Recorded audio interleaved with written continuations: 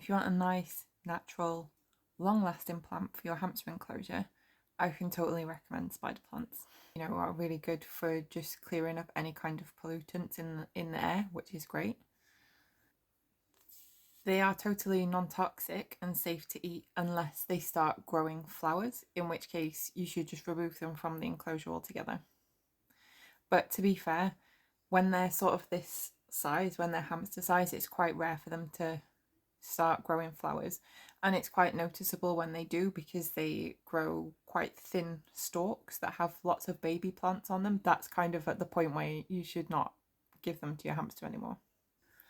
Another thing that makes them great for hamsters is they thrive in low light conditions, and if you're anything like me, I keep the curtains drawn in here all the time. Spider plants don't actually need to be in full sunlight or on windowsills or anything like that. They do absolutely fine in low lighting. This one has been living in here for months.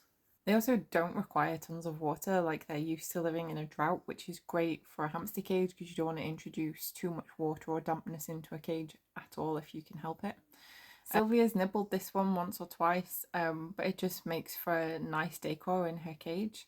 Flamey had a vendetta against spider plants, and he used to largely ignore them and then just go on a bender and just absolutely dig them out of their pots, and had a lot of fun with that.